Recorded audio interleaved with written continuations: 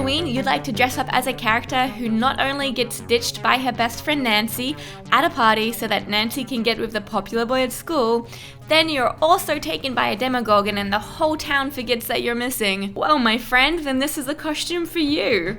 So to begin this tutorial, I will show you how to get your slugs out for Barb.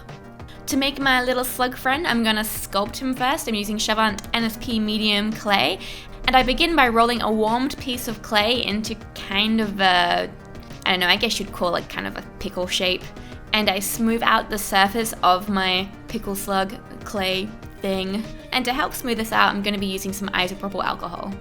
Next, I put a little ridge along his back and then blend that out with one of my sculpting tools. And I also wanted to give him some little lumps. So I've got some little circles of clay which I'm pushing down and then very gently blending out the edges. And then I smooth it all out again with a little bit more Isopropyl Alcohol. Now that is all dry, I'm going to mold it. I'm going to make a silicone mold. Because my silicone is really runny, I need to make a wall around my sculpt to keep the silicone in place. And there's a couple of ways to do it. I was going to use a plastic container with the bottom cut out, but I realized it's quite a bit wider than the sculpt and that will result in me having a lot of silicone wasted. So I tried to improvise and put some clay walls in there as well. It didn't exactly work out, but it did save me a little bit of silicone. So once I've got my container around my sculpt and I've got all the edges sealed with blue tack, you can also use a hot glue gun for this, I mix up my Pinkysil Silicone and I pour that over the sculpt. After that is cured, I'm going to remove that plastic container and the clay, and I'm going to cut around where that silicone has overflowed just to make it a neater mold. Once I've cleaned out the clay from that mold and I've used scissors to tidy it up, I'm going to put a layer of Vaseline over it all and let that sink in for maybe 5-10 minutes and then mop up the excess. And then I'm going in with a second release called Epoxy Parfilm. Now that my mold is nicely released and I know that the silicone isn't going to bond to itself, I'm going to mix up some Platsil Gel 10 silicone and I'm going to make this really deadened so it's a really soft, squishy slug. So I put in 10 grams of part A, 10 grams of part B, and then 40 grams of Deadener to make it 200% deadened. I also mixed up kind of a grey-green color with my silicone pigments, and then I put that into my mixture. Once that was thoroughly mixed in, I poured it into my mold. I left it to cure for about half an hour, and then when I'm removing this from the mold, you can see just how sticky the silicone is. I ended up casting 2 slugs so that I would have an extra just in case. And then to make a paint for these, I'm going to mix a tiny bit of Platsil Gel 10 and then some black and some brown silicone pigments. Then I thinned it out with a little bit of Naptha, which is why I'm wearing my respirator and gloves here. And then I paint this mixture onto my slugs in little black dots, keeping it more concentrated at the bottom and then spreading them out a little bit towards the top, leaving that little ridge mostly free of paint. Once that first coat of silicone paint was cured, I went in and made a white version the same way as before, a little bit of Platsil Gel 10 A and B, some Naptha to thin it out, and then some white silicone pigments. So my thinking was that if I put a white layer down, then the orange dots would stand out more, but it turned out that this made the orange dots stand out really brightly, so I don't think that you do need to put this white layer down first. Once that it had cured, I went in with my orange version over all of those white dots.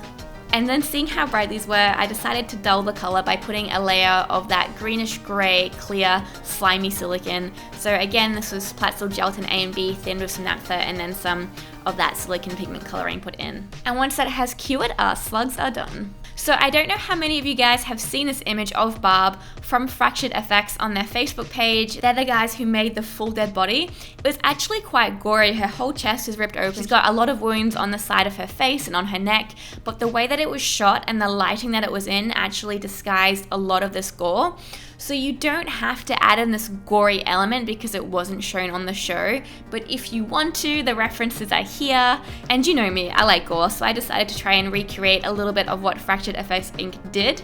I went for a really cheap and easy version just to kind of drape over my model so that it could get the effect of having the chest ripped open without sculpting it all. So I grabbed literally just a trash bag as my base and then a bunch of sponges in pink and yellow. I tore up the sponges and I glued them to the trash bag. And then I bought some silicone caulk from the hardware store. So this is like plumber's silicone basically. And I mixed in some silicone pigments in reds and pinks and yellows and also put some down clear to try and add a bit of a meaty texture to it. And once I put down several layers and colors, I also went over it with quite a bit of fake blood. Then if you look at the reference image, she's got these weird white spindly kind of webbing across the wounds. So I unraveled some cotton balls and I pushed this into the silicone as it's still curing. Then to go along with my gross slugs, I also wanted some edible slime to put into my model's mouth. So I put 2 cups of water and 2 tablespoons of tapioca starch onto my stove.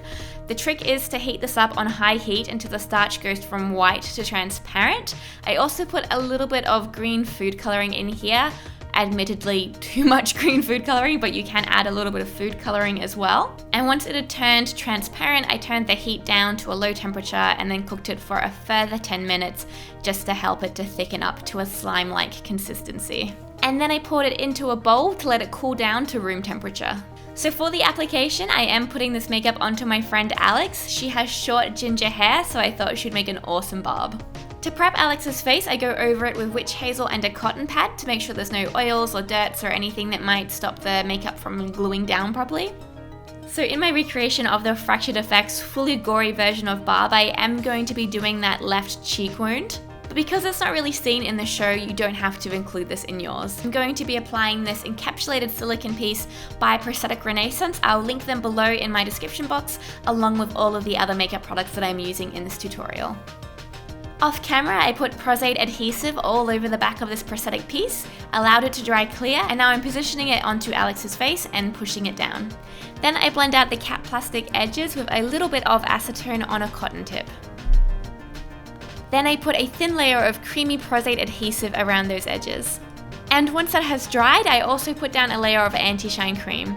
Now to get this silicone to match Alex's face, I'm using some alcohol activated paint. So this is a pink color from Skin Illustrator's Complexion palette. Then I also spatter on some colors from Bluebird's Pale Skin palette. Now to get her looking more dead, I'm going to airbrush Grey Matter by Skin Illustrator over her entire face and neck through my Paasche H Airbrush.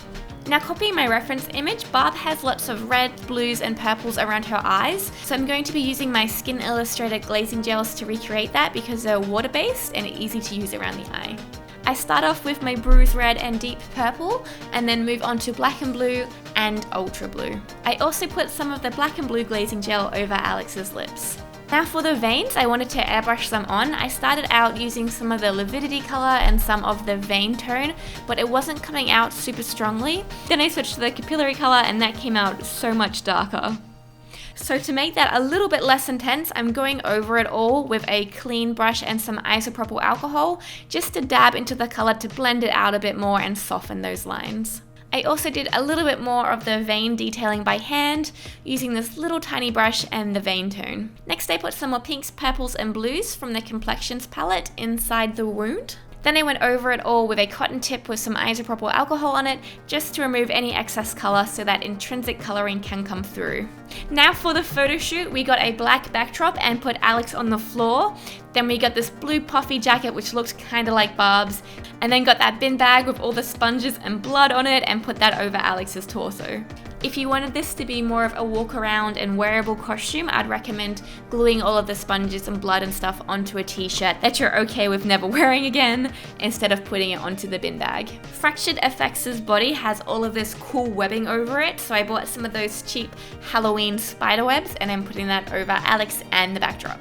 And once she was thoroughly encased in spider webs, I wanted her face to look really wet and shiny like Barb's did in the TV show, so I got a mixture of glycerin and water and I sprayed this over Alex's face. Then we tried to recreate the lighting from the show with a heavy highlight on one side, dipped our slugs into that tapioca starch slime, and then put the slugs into poor Alex's mouth.